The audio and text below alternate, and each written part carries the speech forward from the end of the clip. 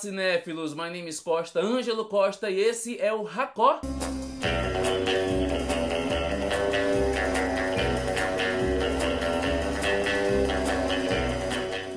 Segunda parte do especial sobre 007. Estreou finalmente Skyfall. E diante de tantas homenagens feitas, né, o UOL fez um infográfico maravilhoso sobre os 50 anos da franquia, e o Rapadura Cast também fez um podcast muito bom com a participação da galera do James Bond Brasil, né? E hoje, claro, nós, a galera do Fala Cinéfilo, sentiu a necessidade de fazer um vlog especial sobre os 50 anos da franquia, né? Como eu falei, esse especial não estava previsto, mas diante de tantas homenagens, nós achamos interessante. Bom, e falando, né, sobre 007, né, essa super franquia, né, a gente fala também sobre Ian Fleming, que é o escritor, né, o idealizador de toda a série, que teve o seu primeiro livro escrito em 1953, que foi o Cassino Royale, o Sinal. Quem não sabe, o Ian Fleming, ele foi militar, ele foi oficial da inteligência naval, participou de inúmeras missões durante a Segunda Guerra Mundial. Ele escreveu a maioria das suas franquias numa cabana, numa casa dele que ele tinha na Jamaica, batizada com o nome de GoldenEye. E infelizmente ele faleceu durante as filmagens de Goldfinger. E uma coisa muito importante que vale lembrar é que os filmes não seguem a ordem cronológica dos livros. Qual é o contexto do 007, né? Vamos falar da época do Sean Connery. Nós estamos numa década de pós-guerra, né? 50, 60. Aquela tensão, aquela pós-tensão, né, entre a União Soviética, o Oriente, o Ocidente, né, aquela coisa toda, né, as mulheres tratadas como objeto. Isso a gente vê muito, principalmente nos primeiros filmes do 007. O M, né, que é o chefão do MI6, era aquele cara que vinha do pós-guerra, né, aquele homem que determinava as missões, que era obediente, era respeitado como um pai, né, diferentemente de hoje, que a M, ela, enquanto mulher, ela tem mais um sentimento de apego, de proteção, claro, sem esquecer a rigidez dela enquanto chefe do MI6. O contexto comum, assim, da franquia do 007, né, claro, todo mundo conhece a glamurosidade, né, entre Bond, entre James Bond e os demais elementos que compõem os filmes, né? E mais uma coisa interessante, né, dentro do contexto comum de 007, né, que a gente percebe muito nos filmes e é bastante recorrente, são os flertes entre Moneypenny e Bond, né? A gente percebe que a Moneypenny, ela sempre quer ter uma chance com o James Bond, né? Mas ela, ao mesmo tempo, ela se controla porque ela se acha uma mulher, ela é uma mulher respeitada, né? Ou seja, tá naquela transição, né, entre a mulher tratada como objeto numa década onde as mulheres eram tratadas de certa forma desse jeito, e ao mesmo tempo que elas estão começando a ter liberdade sexual, estão começando a ter um certo domínio, uma independência sobre as suas vidas. Hoje nós vamos falar filme a filme, vamos falar dos 22 filmes da franquia. Uma passagem super rápida mesmo, são comentários, curiosidades bastante interessantes no universo de James Bond, né? E o primeiro é de 1962, 007 contra o satânico Dr. No. E daí, Sean Connery, o ator escocês, ele estreia na franquia. O Sean Connery, ele era motorista de caminhão, ele era pedreiro, ele era modelo, ele atuava em várias profissões ao mesmo tempo, e daí ele consegue esse papel, né? Ou seja, uma situação bem atípica, né, em relação aos atores subsequentes. Um erro que eu cometi no primeiro especial sobre 007 é que eu informei que ele não aparecia no primeiro filme. Na verdade, ele aparece entregando a Walter PPK para o agente britânico, e o M, ele é interpretado por Bernard Lee. A gente tem a apresentação clássica do Bond, né? A primeira fala no filme dele é o jargão que permanece em todos os outros filmes, onde ele fala My name is Bond, James Bond. O segundo filme da franquia, onde inclusive após o americano John Kennedy ter declarado que lia os livros do Ian Fleming, os produtores resolveram fazer o filme baseado em um dos seus 10 livros favoritos. É o primeiro filme que Desmond Llewellyn interpreta o personagem Key, apesar de não ser sua primeira aparição na série, né? No satânico Dr. No foi o Peter Burton, que não pôde retornar a esse filme. E Moscou contra 007 realmente é um dos raros filmes que reverenciam, né, o filme anterior, né?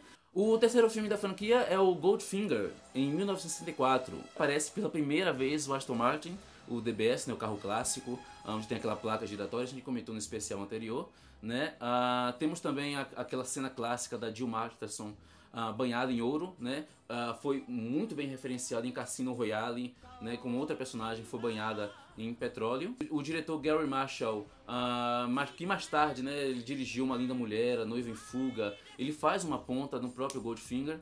E em 1965 estreia Thunderball 007 contra a Chantagem Atômica, onde traz um dos vilões mais interessantes da franquia, que é o Emílio Largo. E a Dominó, que é a amante do vilão, né, que acaba, como todas as outras, acabam tendo um caso com o agente britânico. Tem o Jetpack, que é usado por James Bond na sequência inicial, e que inclusive ele é utilizado mais tarde no Carnaval do Rio de Janeiro. Foi o filme mais visto na época, com 140 milhões de ingressos comprados ao redor do mundo no dia da estreia. E com 007 Só Se Vive Duas Vezes, filme que estreou em 1967, James Bond viaja até o Japão contra o líder da organização Spectre, Blofeld. Finalmente o vilão ele é revelado. É um dos poucos filmes, inclusive, que o agente britânico não aparece dirigindo um carro. 1969 estreia 007 a serviço secreto de Sua Majestade. E estreia pela única vez George Lazenby no papel do agente britânico. É o único filme, inclusive, que o James Bond se casa, né, com a Condessa Teresa, que é assassinada ao final pelo Blofeld. Os Diamantes São Eternos, que é um filme de 1971, o Sean Connery ele retorna ao papel pela última vez. E em 1973 estreia Roger Moore no papel do agente britânico, e que ficou marcado, né, como o agente mais clássico dos clássicos, né? É o vilão mais pé no chão, porque o único objetivo dele é dominar o mercado de heroína nos Estados Unidos. Inclusive, a época de Roger Moore, né, ele é uma época que eu não gosto muito, porque os filmes, não por culpa do ator, o ator ele é muito bom, ele capta também a essência, né, aquele glamour do agente britânico, mas é mais por culpa do roteiro mesmo, que é galhofa, é muito comédia, e em 007 contra o Homem da Pistola de Ouro não é diferente. É o primeiro filme de James Bond a ser exibido na Rússia, por motivos óbvios, e daí vem agora, em 1977, O Espião que Me Amava, um dos meus filmes favoritos, né? E aparece o carro que é disputadíssimo pelos colecionadores, que é aquele carro submarino Lotus, né? Foram utilizados inclusive 6 carros na produção, né? E mais uma vez um vilão esquizofrênico, né? Onde o grande plano dele era destruir a Terra e criar uma civilização embaixo do mar. Diante de tanto sucesso de Guerra nas Estrelas e Contatos Imediatos de Terceiro Grau em 1937, eles decidiram lançar 007 contra o Foguete da Morte em 1979, né? Quem não sabe, o Contra o Foguete da Morte é aquele que passa cenas no Brasil, né, onde o James Bond, pela primeira vez, ele vai para o espaço. É o primeiro filme da série gravado em Dolby Stereo, e é a primeira vez, inclusive, que citam o primeiro nome do M, o chefe do MI6, que chamam de Miles. A Adele Fátima, né, uma famosa atriz de pornô chanchada da época, ela chegou a ser cotada para ser uma das Bond Girls. E em 1981, Somente para Seus Olhos, Bond visita o túmulo da Teresa Bond, a Condessa Teresa. Foi o primeiro filme baseado em um conto de Ian Fleming, ao invés de um livro do autor. E o Bernard Lee, que interpretou M nos 11 filmes anteriores da série 007, ele infelizmente faleceu, né, durante a preparação para o papel. Por conta disso, o Broccoli, o produtor, né, de toda a série da franquia, ele decidiu não substituir o ator, né, e dar uma mera explicação, não somente para seus olhos, que o personagem estaria viajando, né, e por conta disso não apareceu na franquia. E em 1983 estreia Octopussy. O título é uma referência clara à líder do sindicato criminoso constituído só por mulheres no filme. Em 1985, 007 na mira dos assassinos, Roger Moore interpreta pela última vez o agente britânico, né? E também a Lois Maxwell aparece também como a Miss Moneypenny. E em 1987, Timothy Dalton assume o papel em 007 Marcado para a Morte, o quarto ator a interpretar o agente britânico. Dalton mostra um Bond mais violento, menos humano, ou seja, o verdadeiro Bond dos livros. Em Licença para Matar, 1989, Dalton encerra sua participação, ou seja, ele só participou em 2 filmes mesmo, né? E é a última vez, inclusive, que o Bond aparece fumando nos filmes. E em 1995 estreia um dos filmes que é mais reverenciado por esta geração, GoldenEye.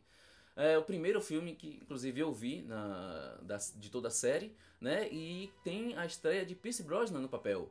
A trilha sonora de Tina Turner, e o título é, inclusive, baseado na cabana, né? Na casa do Ian Fleming. Liam Neeson e Mel Gibson, inclusive, foram cotados para o filme. Agora imagine Mel Gibson interpretando James Bond. E foi o primeiro filme baseado em James Bond que não possui nenhuma referência a qualquer livro escrita pelo personagem, né, por seu criador, pelo Ian Fleming. Em 1997, 007, O Amanhã Nunca Morre, né, um excelente filme por conta da sua plausibilidade, né, o vilão interpretado pelo Jonathan Pryce, pelo fantástico Jonathan Pryce, né, e trata do universo midiático, político, não fantasioso, né, é um filme que tem um vilão, finalmente um vilão plausível, né. Uma outra curiosidade é que o castelo escocês utilizado pelo MI6 durante as filmagens de Um Mundo Não Bastante é o mesmo usado nas filmagens de Highlander, em 1986. Em 2002, Um Novo Dia para Morrer, e nós temos Halle Berry como Bond Girl. O filme é uma referência bem interessante, apesar do filme ser galhofa, né? Tipo assim, a produção ter chutado balde com relação ao roteiro, ele é uma referência muito clara aos 40 anos de James Bond. Tem muitas passagens do filme que referenciam cenas da franquia em si, né? E 007, Um Novo Dia para Morrer é a despedida de Pierce Brosnan, né? Esse ator fantástico que deixou realmente uma marca no James Bond. É o James Bond que a gente conhece. Em 2006 acontece finalmente o reboot da franquia, né? O Cassino Royale e a estreia de Daniel Craig e Eva Green como Vesper. O filme tem um background do personagem mais trabalhado, né? Rebootaram a franquia praticamente, começaram do zero. O agente já trabalhando, claro, pro MI6, mas ainda não tem licença para matar, né? Difere muito do contexto clássico, adapta ao universo contemporâneo, né? É um filme mais denso, tenso, né? O James Bond, ao contrário do clássico, que ele não suja, ele não sangra. E o segundo filme, que em 2008, depois desse reboot, é o Quantum of Solace. E já temos aí o Daniel Craig mais bem trabalhado, né? Um Bond mais bem trabalhado, o personagem está mais maduro, está mais racional, reflexivo, né? Humanizado, né? E finalmente a organização Quantum é revelada. E 007 Skyfall finalmente chegou aos cinemas, né? A ansiedade chegou ao fim, ou não. E estamos muito felizes com o trabalho que vem sendo desenvolvido, né? São em comemoração aos 50 anos de James Bond, uma das maiores franquias cinematográficas do mundo.